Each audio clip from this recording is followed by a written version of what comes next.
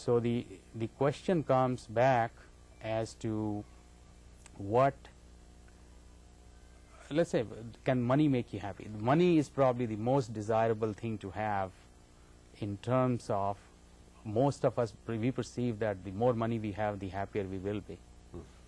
And if we have to single out a single parameter, or let's say the most wanted desire is to have money. So the question comes up whether can money bring you happiness? And there's a lot of work going on. In fact, many psychologists are working on that, and people have done research. They have gone back and compared the economic well-being of societies, and they have compared the GNP level, which is the gross national product, gross national product, as to how much money a country is making. And then they have taken surveys of people, asking a good cross-section of people, are the people happy or happier? And they take these surveys at different times to see how that state of their perceived level of happiness changes with the affluence. And I can read some of these statistics. I was reading a paper here. Is a USC economist, Richard Easterlin. He discovered that over the last 50 years, while the GNP has doubled, tripled, and actually quintupled 5 times over the decade, happiness has remained flat, and concluded that gains in material quality of life have little effect on happiness because people continue to adapt upward, expecting more and more to become happier. That's true. Also, what brings perceived happiness reminds me of a reverend in the science of mind. And he says, well, yes, I can manifest my Ferrari, but then I have to pay insurance on the Ferrari, and I can't leave it on the street, and then I have to put it in a garage and pay rent, or buy a house and put it in the garage. But once you achieve something that you think is happiness, then there is so much more involved. Like making money, you know, if you're a millionaire, then you have to think, well, I got to tax shelter my money. Yeah, exactly. The money itself brings with it some liabilities. Each asset actually comes with a liability, like day becomes with a night. You cannot have a day without a night. That's true. So the two opposites actually exist and feed on each other. That's basically, that's the theory of relativity. Means everything is relative.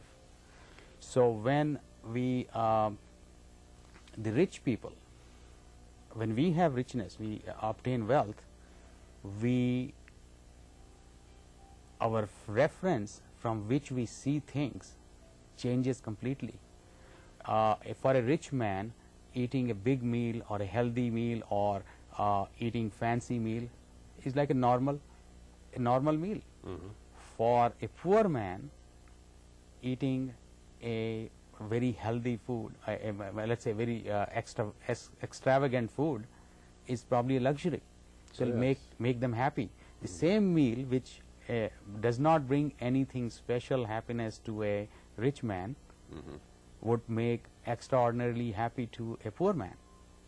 And so what you see here is the adaptation or evolutionary adaptation of the mind to a certain state of being, which brings as a reference or from where one sees happiness. Let's talk about if I have $1 billion and if I need $1 billion more, so how much poor I am? I'm poor by $1 billion, irrespective that I may have 10 billion in the pocket. But if I have whatever I have, and if I need $1 more, I'm poor by $1. So exactly the state of unhappiness or a state of what we need to be happy, how much we need, depends upon where we set or where we get used to in our mind as to what will make us happy. So essentially it comes to as easy as that. It's how we set the relative expectation and desire in our minds.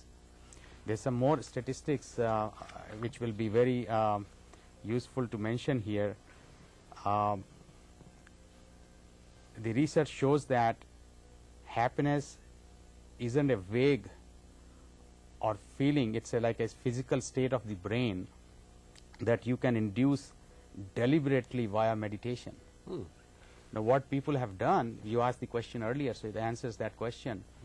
What scientists have measured,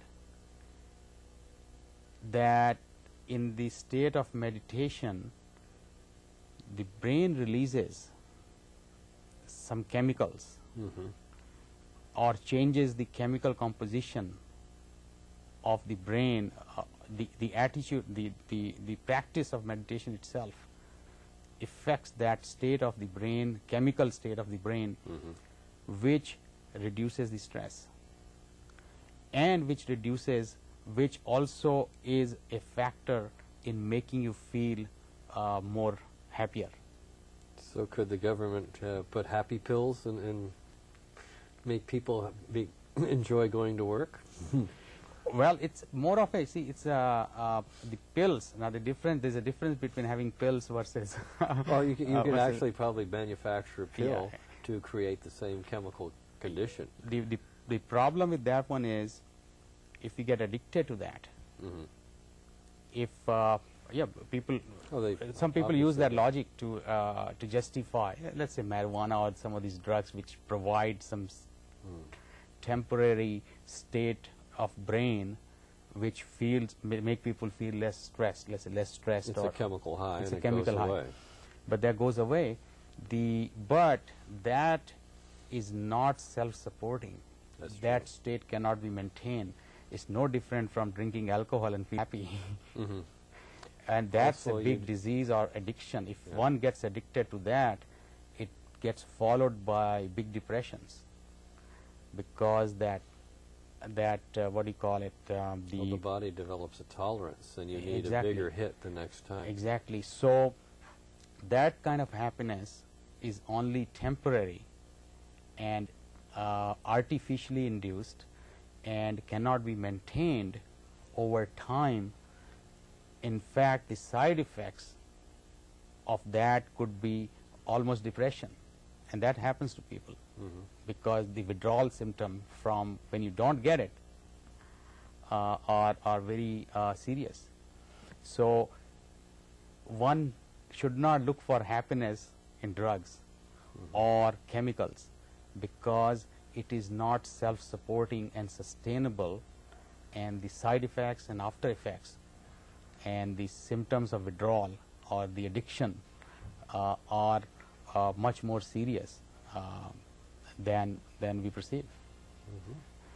So from that point of view, it is better to maintain an attitude or a lifestyle, or to look for how to control the mind. Controlling it is different from dissolving the mind. The meditation itself is not a control. It's not like a forcing the mind to focusing on something. It's a entirely different concept where which is very scientific in